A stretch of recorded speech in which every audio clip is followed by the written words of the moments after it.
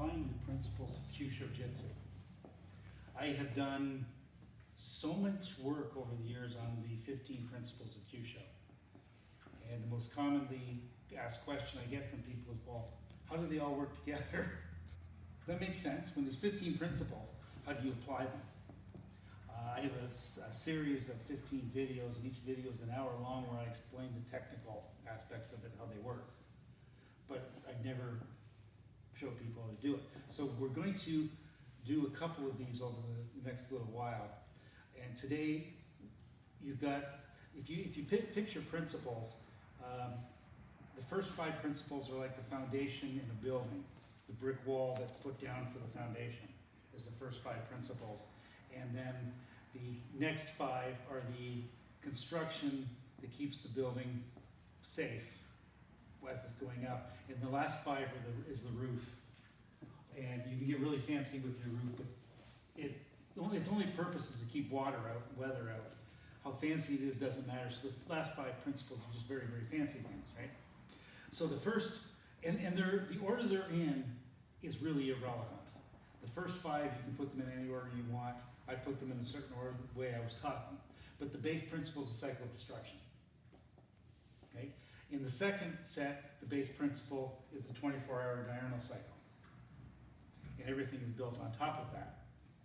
Okay? So this isn't going to actually be complicated, but you're going to do some an attack off a punch, and you're going to do a cycle of destruction, and then we'll throw other principles in it to see the different result.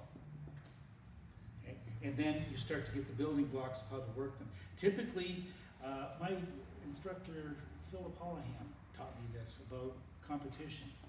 He says the average person who gets into like a boxing ring, as an example, can think 2 moves. Jab, punch. That's it. It's the average fighter. A really good one can think 3 moves. Right? The world champion, the Sugar Ray Robinsons or Joe Lewis's of the world, possibly Muhammad Ali, are 4 moves ahead. And it's the same with Kyusho principles. It's pretty easy to put 2 together. Putting 3 together, you're getting really good. And you may only ever use 3, because it's enough. You're doing 4 or 5, then you're beyond.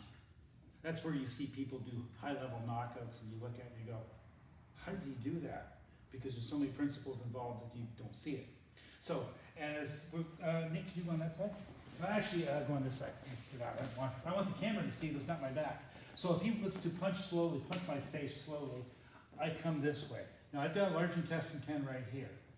So if I look at the hand, I divide the hand and the arm. This down to the armpit is fire. The top fingers, thumb and index finger are metal.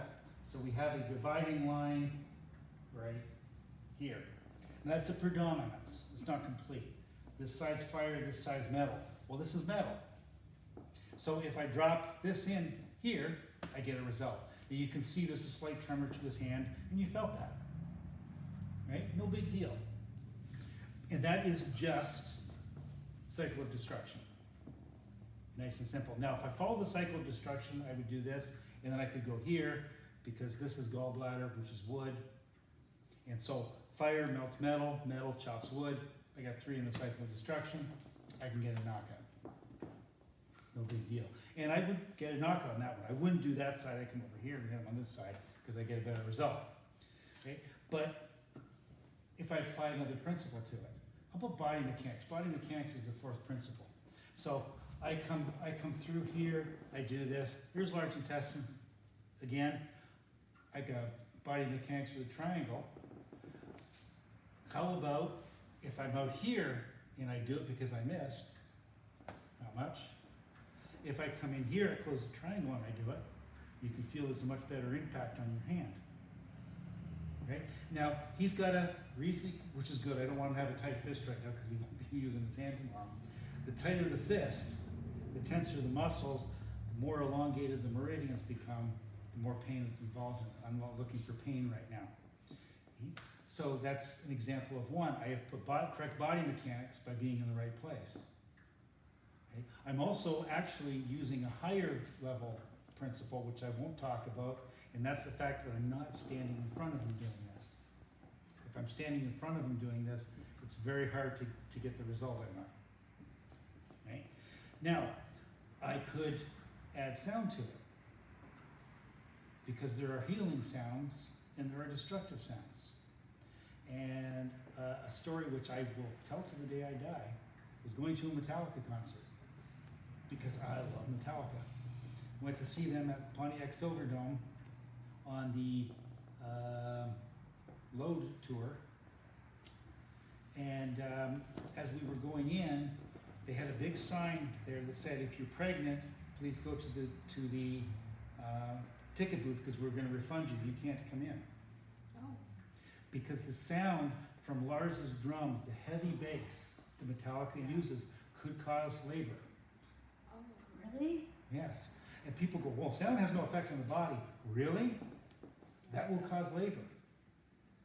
Or miscarriage, depending on where you are. Because it wasn't if you were 7 months pregnant. If you think you're pregnant, you can't come in. Huh. Okay? So what if I add sound to that? Right? I'm not even working hard to get to the correct pressure point. I'm just going to do it on the arm. The destructive sound for metal is C. Right? So I tap, 1, nothing. But if I put in the sound, C, feel the difference? You can tell by the smile on his face, right? He's like, ooh, that's kind of funky. Right? The sound, and it's the frequency of the sound. The word is actually irrelevant, but the frequency of the sound resonates with the metal and makes it more susceptible to damage. Very similar to the idea, if you've ever seen the picture of the jet as it breaks the sound barrier. And it's like it's coming through a wall, because this screen of mist appears almost. Well, it's breaking the speed of sound, and this is the sonic boom. It's the same type of an idea, right? There are organ sounds. This isn't C, is an organ sound. It's not the C, the C part of the C, it's the E that does it. And then there are directional sounds,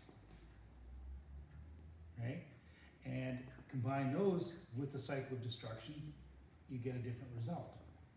Okay? Now, color also works. I hate color, because I'm getting better with vivid visualization, but some people are fantastic, right? They can have a picture in their mind down to the minutest details. I'm not that good with it. So I talk about color, I don't have anything to do with color, right? I avoid it like the plague. Ben, can you do me a favor? Could you grab one of the red things over there, please? There's a red chest protector. Is there a helmet that's red? No, just chest protector, that's fine. I'm gonna borrow another body for this. Red and black, oh, that's a nice combination. Sarah, let me have you for a second. Ben, Nate, you're gonna put your arm in there, just like you punch, just this one. Like you punch, you hold this, there, right? This is red. I want to see the red. If I strike it now, red is the destructive color for fire, right? If I strike him here now, certain effect. If I red myself up, feel the difference? We don't have a cigarette lighter, do we? Thank you. Okay. Red, the color red will weaken the fire meridians. Okay? Well, weakening the fire meridians affects the metal meridians, and I'm taking fire into it.